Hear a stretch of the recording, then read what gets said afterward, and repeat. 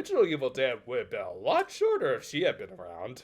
Captain Planet, he's our hero. Cold opener for this one featured Pop doing her best Roadrunner impersonation, but she was unable to keep up with Bugs and Cecil, and if you younger folk don't get these references, then all I'll say is that you're part of the saddest generation ever. The episode proper opened with the Ojamajo establishing the pretty contrived main conflict of this episode, in that Hana's health exam and Pop's apprentice exam were taking place at the exact same time. Yeah, more on that in just a bit, but first, we got one of the most shocking moments of the entire series. Pop actually planned ahead for her exam by getting plenty of sleep ahead of time. Inconceivable.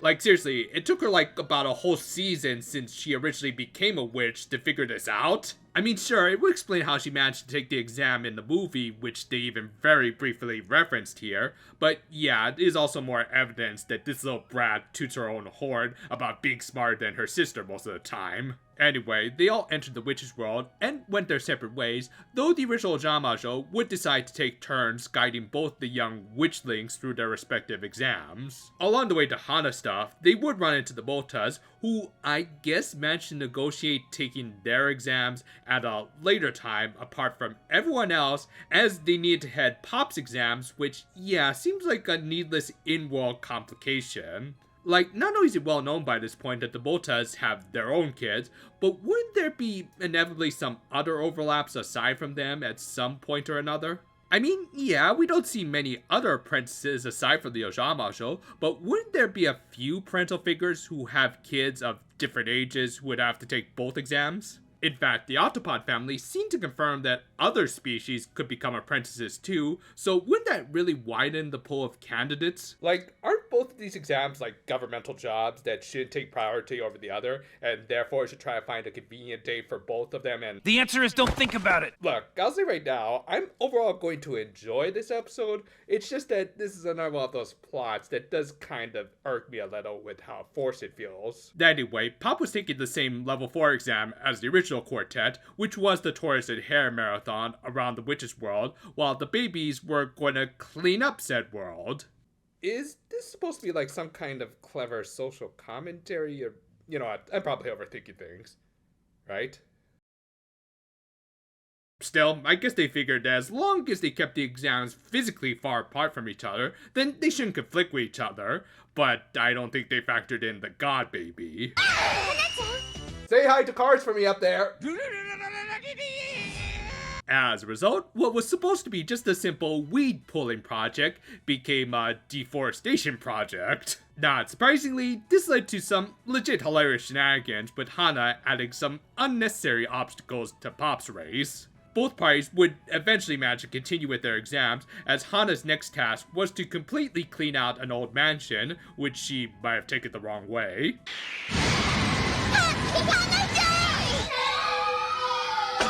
Too OP needs a nerf.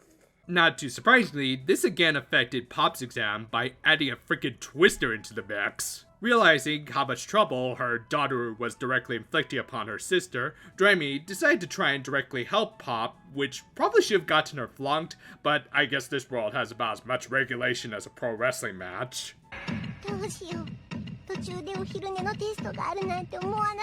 Would sleeping pills count as a steroid in this sort of competition? This did lead into a pretty nice moment where Doremi sung her sister a lullaby to put her to sleep. Yeah, it was the usual Ompu lullaby that we've heard dozens of times by now, but it was still a nice moment for the sisters that at least wasn't predicated by a forced conflict beforehand, or at least not quite as forced.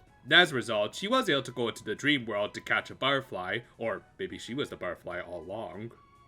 Well, anyway, Pop also finally used her fairy partner Fafa for something besides window dressing, and turned her into a flower to attract the bugs to her, which the fairy kind of rightfully ran away from, as wouldn't her flower nectar be like her life juice, you know, like her blood? Don't ask! For God's sakes, don't ask! However, Bugs and Cecil managed to catch one first, so she had to play catch up. Meanwhile, the Ojamajo proceeded with the health exams, which Hana somehow hadn't failed yet. The final task was to clean up the river, which apparently a lot of witches just kind of threw their cans into. Just want to point out, there's a reason why littering fines exist, just saying. because as a result, it also gave the god baby a little extra material to work with. A giant robot crab made up entirely of recycled materials.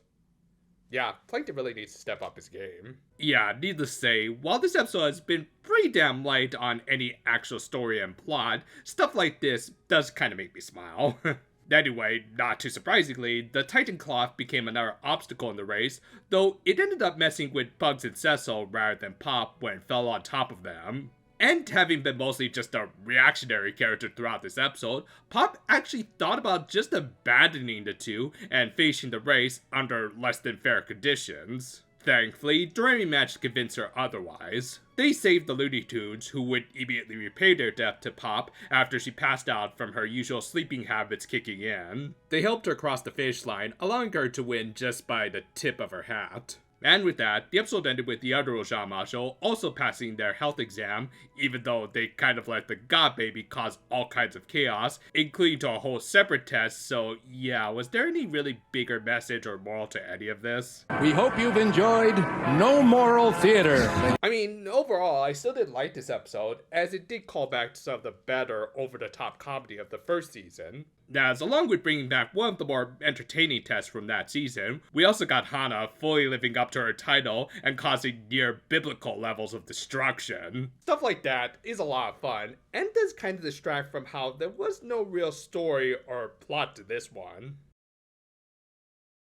When you really get down to it, things just kind of happened in this episode. Hana caused mischief, which led to her aunt suffering, but then Doremi fixed it all up, and then both passed their test, which, all things considered, was with hardly any real issues. Barely an inconvenience. Of course, a problem with a summary like that is that not a lot actually happened in between. I mean, sure, there were some fun antics that we'll get to in just a minute, but the problem here is that the characters themselves just kind of went through the motions. Like, the main conflict here, as established by the cold opener, was that Pop was supposed to get frustrated that Hana was messing up her exam. An issue that really shouldn't have been a thing if the Witch's World had just gotten their schedules a little more organized, but I've already ranted about that. The point is that while Pop was understandably frustrated with Hana, it didn't really go anywhere. Like, wouldn't it have made sense for Pop to eventually realize that sometimes It happens. But instead, it all just kind of fell on Doremi to sort it all out, which she did, and then the episode just ended. I mean, I'm not saying every episode needs a lesson of the day or anything, but at least in this case, it does make the episode feel a little incomplete is all I'm saying. Because as is, it's just a plot where things just kind of happen. Now, to be fair, the things that did happen were pretty damn hilarious. I mean, trees flying, recreations of the opening to The Wizard of Oz, environmentally friendly crab bots, just saying stuff like that puts a smile on my face just for the sheer insanity of it all. And along with the race itself, it really did feel like this show was going back to its roots with some more insane setups like this, and at least made for a more entertaining episode. And on that note, yeah, it was also interesting to see how Pop would approach the level 4 exam, even though it wasn't quite as in-depth as the others. Thus, overall, this episode kinda balances out to just an okay outing. Certainly entertaining, but also kind of lacking in character building to make it truly engaging. Still, you gotta wonder what Pop's sleep schedule is going to be like for the next week, probably even more chaotic than mine. Later this week, probably on Friday, we will release our first Halloween-themed video of this year. It'll be a list that we've been meaning to do for the Precure franchise for a while, and definitely deserves to be discussed right now. And yeah, it will likely be out while it's still September, but Friday is also going to be when Saw X is coming out, so that's something, I guess. So do look forward to it. Until then, though, farewell for now, my friends, and yeah, don't worry, girl. Just hold on to something real tight and... Never mind.